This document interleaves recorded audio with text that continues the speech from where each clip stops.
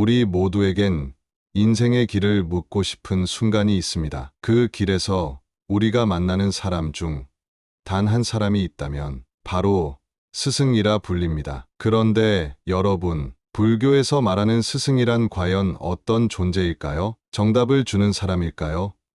아니면 무언가 더 깊은 의미일까요? 오늘은 그 스승의 의미를 부처님의 가르침과 경전 속 지혜를 따라 이야기처럼 풀어가 보겠습니다. 부처님께도 스승이 있었습니다. 출가 후 고타마 시다르타는 알라라, 칼라마, 우드라카, 라마푸타라는 수행자에게 배움을 청하였지요. 하지만 그들의 가르침에서도 완전한 해탈은 찾지 못했고 결국 스스로의 수행으로 깨달음을 이루셨습니다. 그 과정에서 부처님은 알려주셨습니다. 스승은 길을 가리킬 뿐 길을 대신 걸어줄 수는 없다. 이는 금강경의 가르침과도 같습니다. 무소주의 생기심, 어디에도 머무르지 말고 스스로의 마음에서 길을 찾아야 한다는 뜻이지요. 한 제자가 물었습니다. 스님, 왜 아무 말씀도 하지 않으십니까? 스승은 아무 대답도 하지 않았습니다. 제자는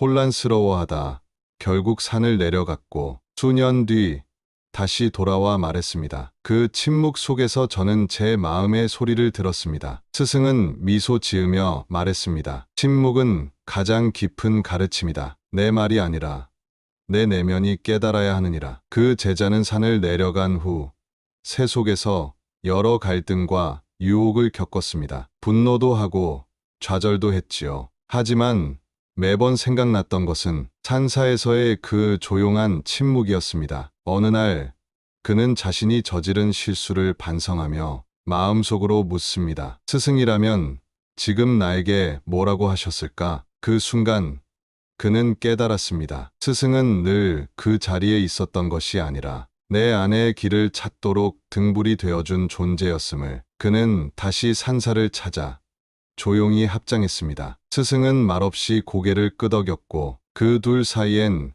그 어떤 말보다 깊은 대화가 오갔습니다. 이렇듯 침묵은 가르침의 끝이 아니라 깨달음의 시작이기도 합니다. 그 침묵은 때로 말씀보다 깊은 인도입니다. 왜냐하면 그것은 제자에게 질문을 남기기 때문입니다. 왜 지금 이 순간 나의 스승은 아무 말씀이 없으신가? 이 질문을 품고 살아가는 동안 제자는 삶의 여러 순간에서 스스로 묻고 스스로 답합니다. 그리고 그 질문들이 쌓였을 때 그는 비로소 깨닫게 됩니다. 그분은 단 한마디도 하지 않으셨지만 나의 삶 전체를 가르쳐 주셨구나. 부처님께서도 제자들에게 모든 것을 다 말씀하시지 않았습니다. 때로는 단지 미소로, 때로는 무건으로 답하셨지요. 이것이 바로 반야심경의 가르침과도 맞닿아 있습니다. 색즉 시공, 공즉 시색, 말로 표현되는 가르침은 결국 공의 언어일 뿐이며 그 공을 체험하려면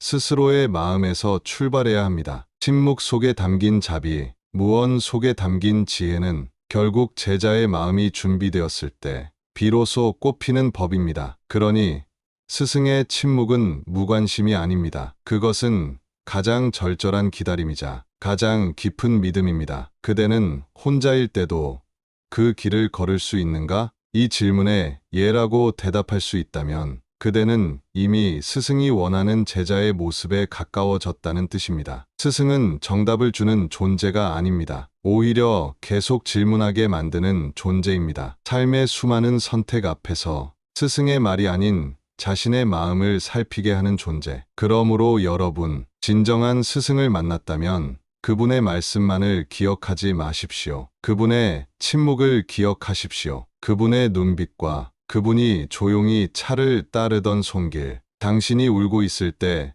묵묵히 곁에 앉아 계시던 그 존재, 그것이야말로 우리가 일생을 두고 품어야 할 스승의 진실한 모습입니다. 오늘날에도 스승은 존재합니다. 그들은 이름난 스님일 수도 선생님일 수도 있지만 어쩌면 아주 평범한 우리의 가족이나 친구일 수도 있습니다. 어느 젊은 직장인이 있었습니다. 지친 회사 생활 속에서 분노와 공허함을 안고 명상 센터를 찾았지요. 그곳의 지도 스님은 말이 많지 않았습니다. 다만 매일 아침 이른 새벽 누구보다 먼저 도량을 쓸고 차를 올리고 조용히 좌선을 하곤 했습니다. 젊은이는 묻고 싶었습니다. 스님, 전 삶이 너무 답답한데 어떻게 해야 하죠? 하지만 차마 말을 꺼낼 수 없었습니다. 스님은 다만 하루도 빠짐없이 평소처럼 조용히 움직였고 그 모습에 젊은이는 점점 질문을 잊어갔습니다. 그리고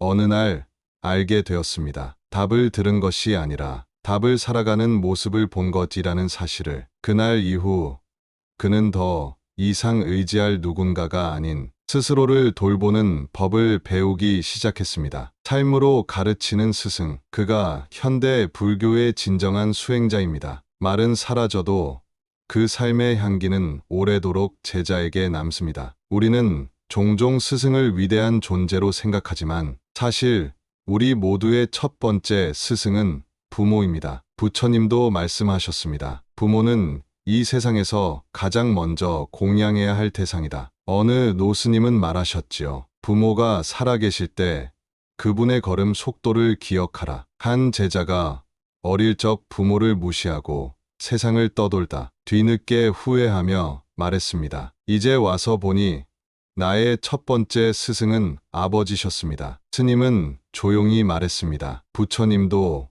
부모의 인연을 천상의 공덕이라 하셨네. 사람은 누구나 누군가의 제자였고 누군가에게는 또 스승이 됩니다. 스승은 단지 지식을 전달하는 존재가 아닙니다. 자신의 삶으로, 존재로, 침묵으로 가르치는 사람입니다. 그리고 제자는 단지 배우는 사람이 아닙니다. 그 가르침을 삶 속에서 꽃피우는 존재입니다. 여러분, 오늘 하루 누군가에게 스승이 되는 말과 행동을 하셨습니까? 그리고 오늘 당신은 어떤 제자였습니까? 이 질문을 품는 것, 그것이 바로 불교가 말하는 진정한 배움의 시작입니다. 스승은 당신 안의 부처를 일깨우는 거울입니다.